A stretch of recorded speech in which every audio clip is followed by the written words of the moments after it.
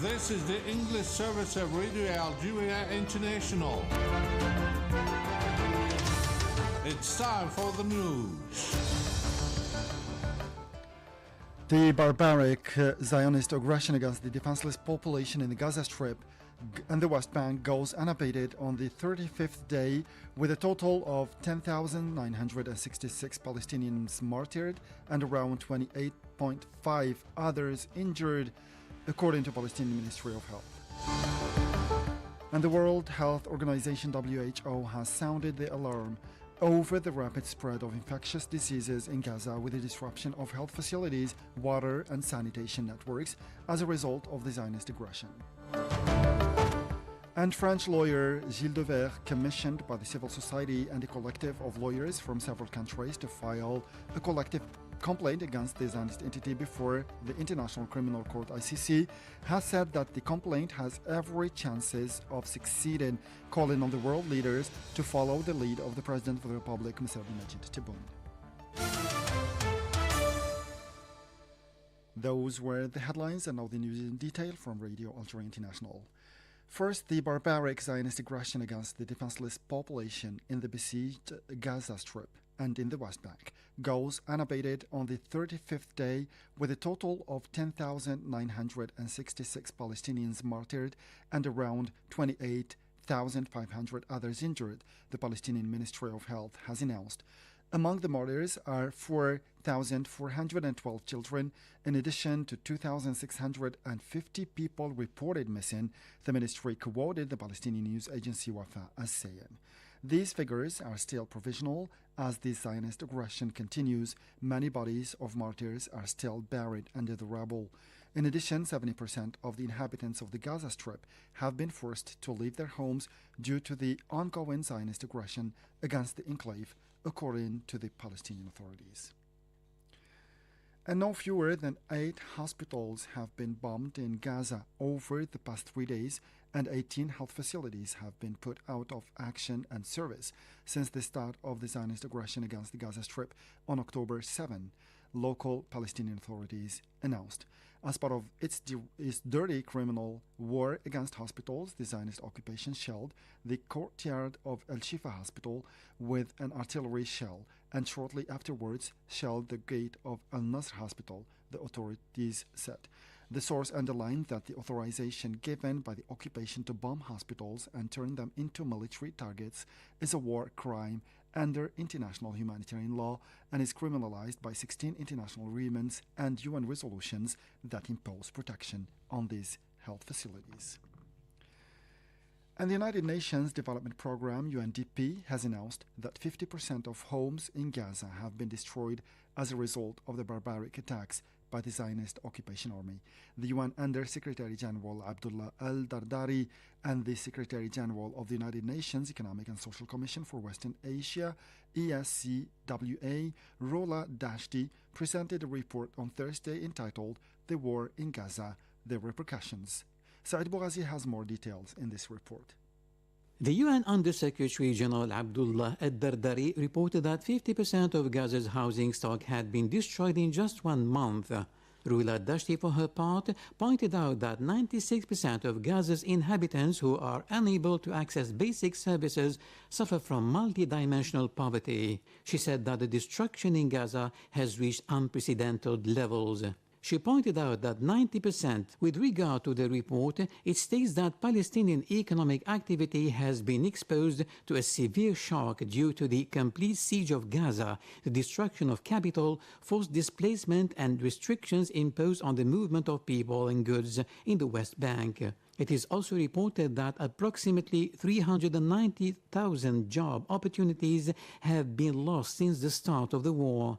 According to the document, GDP losses could be between 4 and 12% in 2023 and between 4 and 9% in 2024, compared with pre-war estimates, depending on how long the war will last.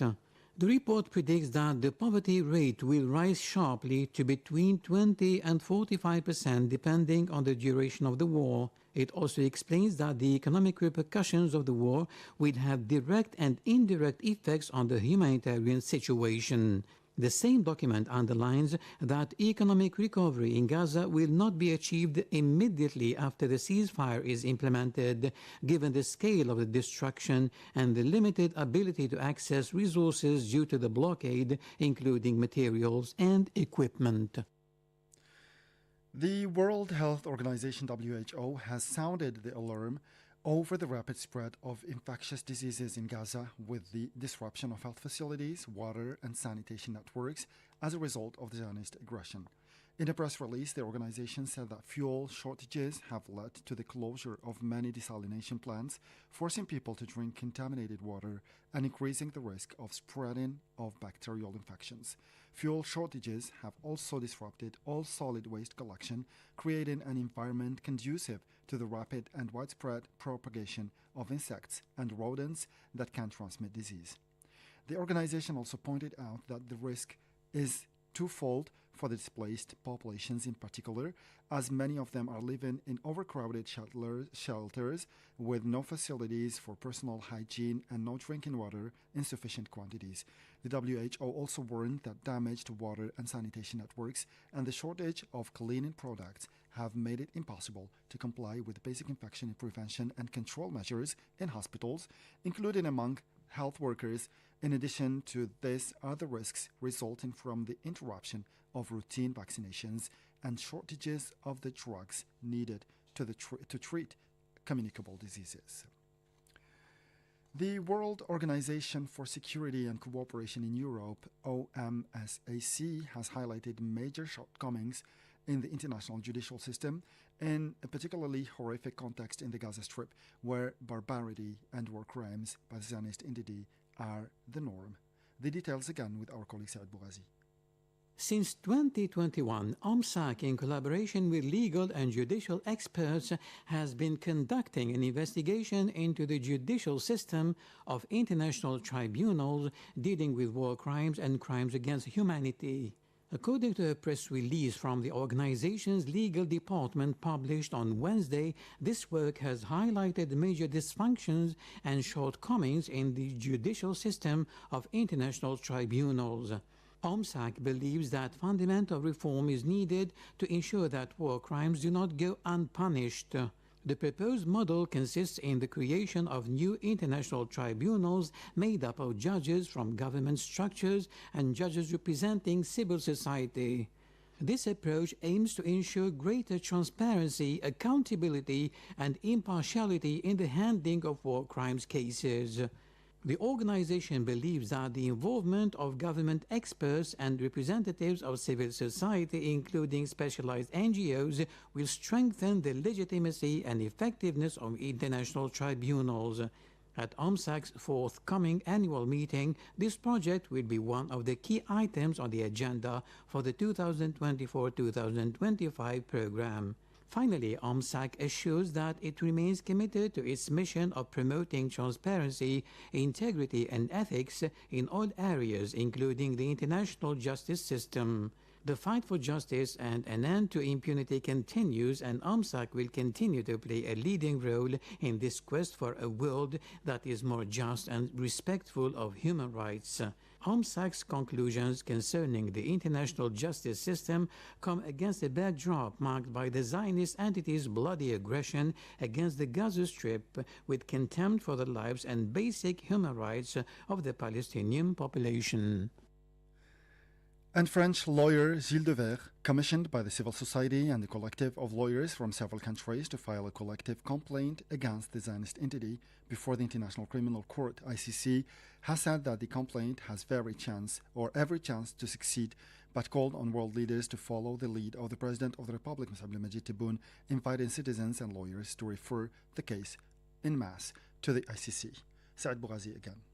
In a statement to APS shortly after the complaint was lodged with the International Criminal Court, Gilles Devers said that the complaint of genocide against the Zionist entity has a very good chance of succeeding, noting that the recognition by the ICC of Palestine as a state in February 2021 and its sovereignty over Gaza, the occupied West Bank, and East al-Quds are great assets. In making this ruling, the ICC has practically ruled that the annexation of East al-Quds by the Zionist entity is illegal, he underlined, noting, however, that this is a long and drawn-out process. For the jurist, the ICC does not have much choice because in the event of failure of this complaint, the court will lose credibility in the eyes of the international community and will have no future. He also called on the civil society and human rights defenders to provide the ICC with more evidence of Zionist crimes in Palestine. Continuing in the same context, the lawyer also called on the international community to provide financial support for this complaint, warning that the lack of money can also be one of the arguments for the prosecutor so as not to complete his investigation.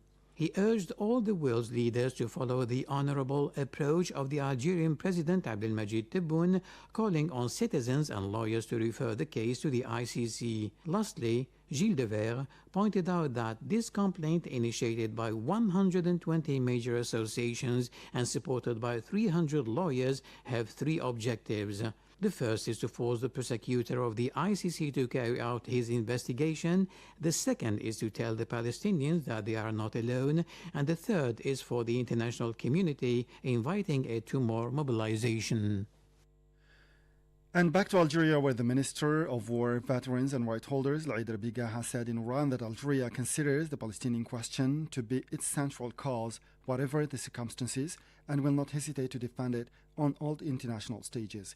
During his supervision of a meeting in solidarity with the Palestinian people organized by the National Association of Great Invalids of the War of National Liberation, the minister declared that the opposition of principle with regard to the Palestinian question had been expressed by the President of the Republic in all his messages and speeches at national events and international fora in harmony with the fundamental principles of the War of National Liberation. The minister added that Palestine, with its steadfast people and just cause, is present in the media of Algeria, of the martyrs and the war veterans in its schools and university curriculum, and at the heart of its foreign policy. And the President of the Republic, Mr. Abdelmadjid Tebboune, acting on a proposal from the Minister of the Interior, Local Assemblies and County Planning, has carried out a large-scale movement in the course of province secretaries generals, under which 15 local executives have been promoted, according to a press release issued by the Interior Ministry. According to the same source, 15 local executives from the corps of province inspectors generals, directors of local administration, regulation and general affairs, and heads of dairas or sub-governorships have been promoted to the post of province secretaries general. In addition, 7 secretaries general have been transferred to other provinces and 6 province secretaries general have been dismissed, added the press release.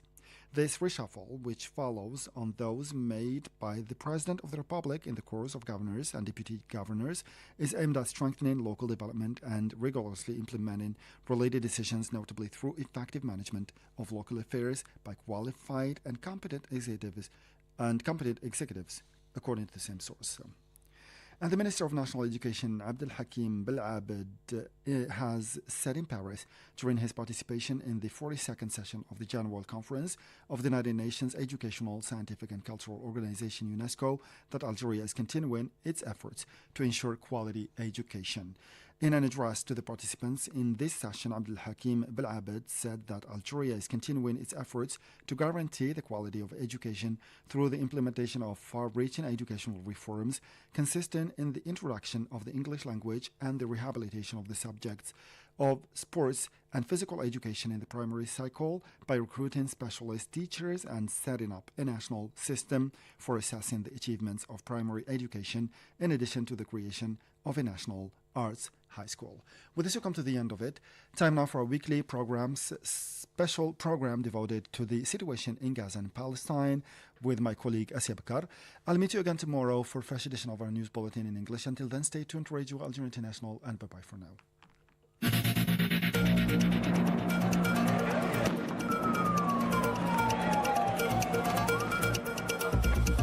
Western media has majorly depicted the ongoing aggression on Gaza in the form of a shocking attack on the Israeli occupation.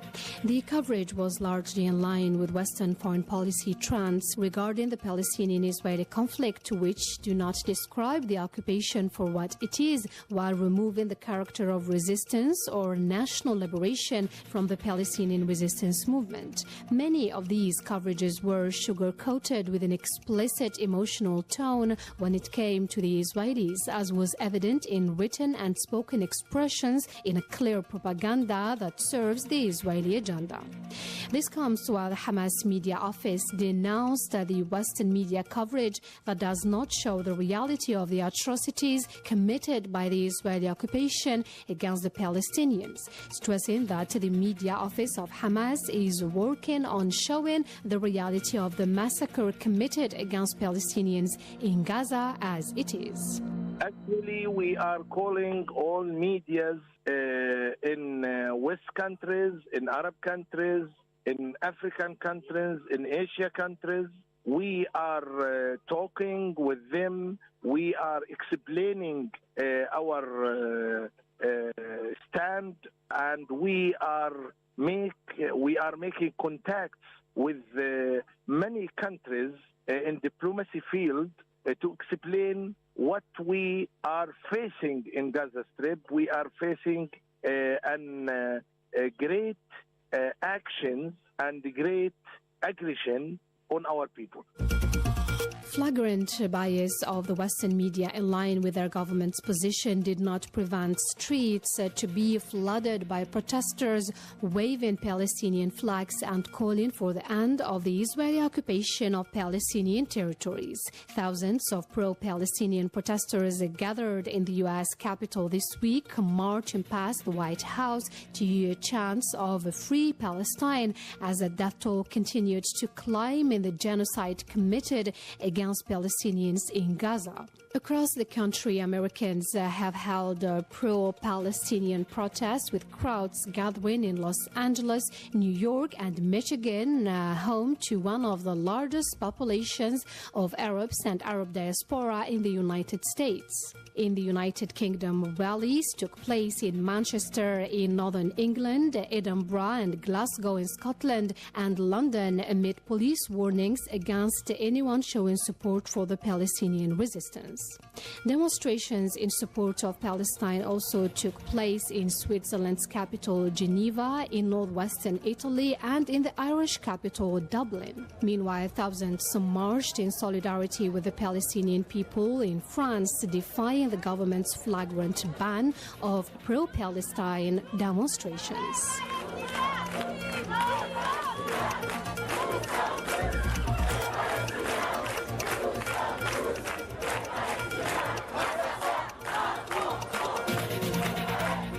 In fact, several politicians around the world resigned due to their government's position by the side of the Israeli occupation, denying the rights of the Palestinians to peace, security, and fundamental rights. Among these officials was Liam Jones, a British former Labour MP living in Wales, who resigned this week from the UK Labour Party because of Keir Starmer's support for the Israeli aggression against the Palestinians.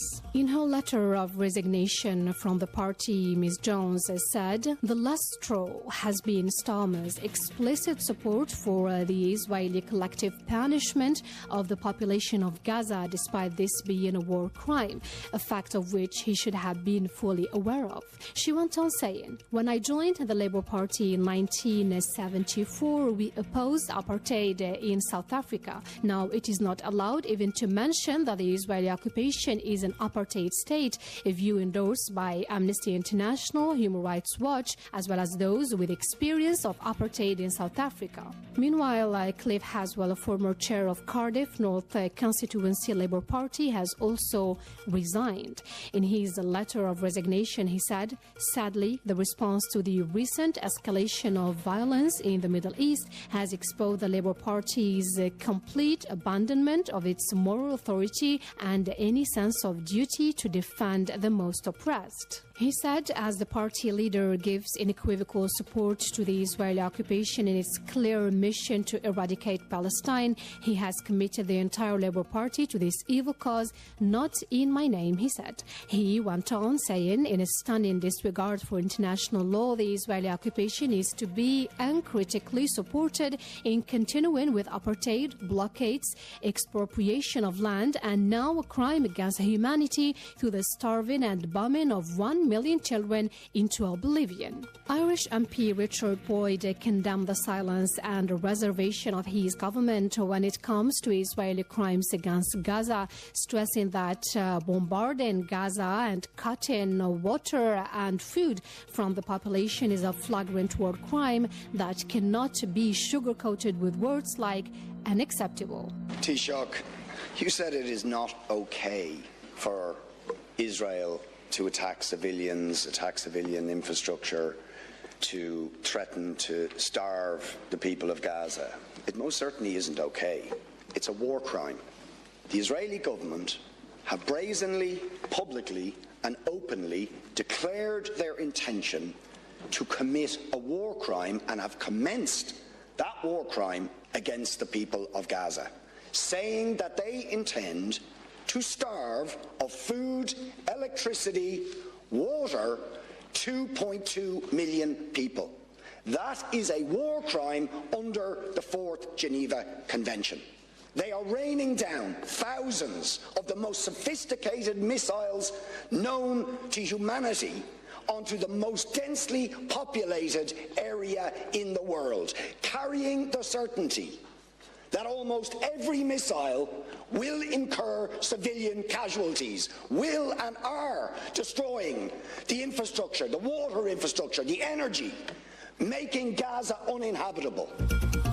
The ongoing aggression on Gaza is not the first aggression that witnesses Western MPs as standing in the face of their biased governments to claim the right of Palestinians to a state, peace, security and humanitarian assistance. Another British MP, Andy MacDonald, criticised last March his country for trading with the Israeli occupation despite the latter's theft of Palestinian resources to carry out commercial deals with other countries and crimes against Palestinians in the West Bank. In the West Bank town of Hawara, over 400 settlers, backed by Israeli soldiers, torched Palestinian homes, businesses and vehicles and killed 37-year-old Sama Aktesh in what senior IDF commanders have called a pogrom. Israel's Finance Minister Smotrich, who describes himself as a fascist homophobe, openly said Hawara should be wiped out. Mr. Speaker, such extremism has given licence by a lack of international accountability. So will the Minister, if he agrees with the rule of international law, commit to banning all goods sourced from Israeli settlements illegally built on occupied Palestinian land?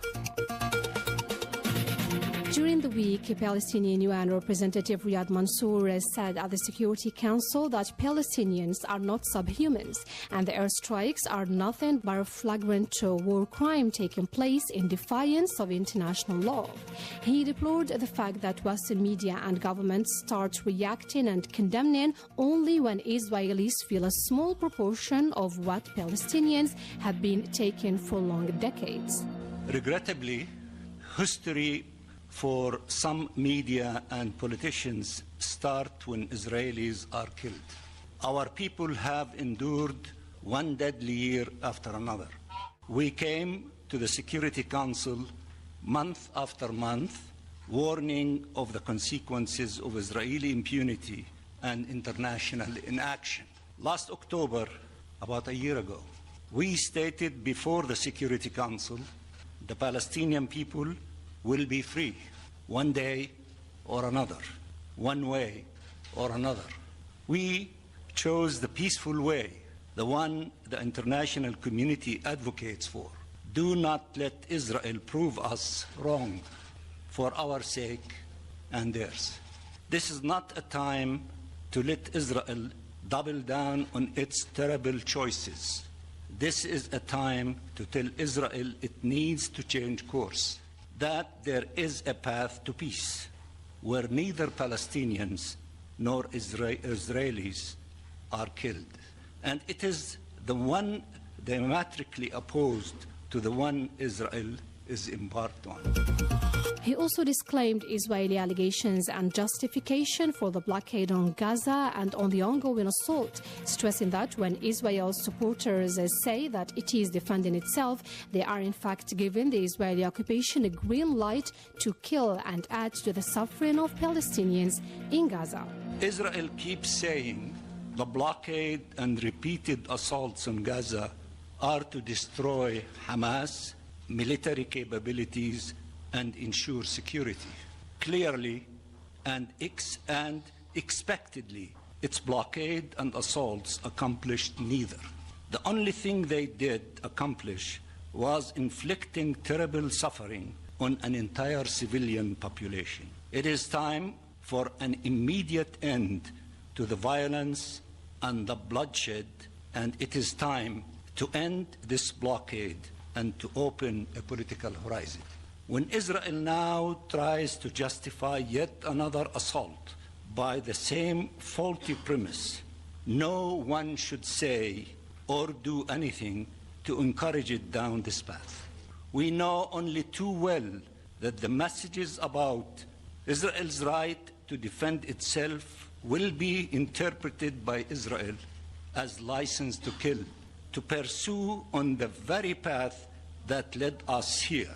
370, and the number is rising by the moment, of Palestinians that have been killed already in one day, including children, some barely a few months old. Entire families were killed in their sleep. Will this bring security? Will this advance peace? Where is the international protection the Palestinian people is entitled to when the occupying power violates international law and harms those it is obliged to protect? Aren't Palestinians' lives worth saving? The Palestinian civilians killed, the Palestinian children killed in occupied Palestine could have been spared. Isn't that a moral and legal obligation and a contribution to peace? Why nothing is done when those killed are Palestinians? We need to think hard of what logic we want to see prevail here. If this is about vengeance, then many Palestinians will feel they have much to avenge. If this is about peace, then the way to it is not through further entrenching oppression and occupation, but by ending it. Riyad Mansour deplored the double standard policy of some world powers who find unlawful and baseless justifications for Israelis when it comes to killing Palestinians. You cannot say nothing justifies killing Israelis and then provide justification for killing Palestinians.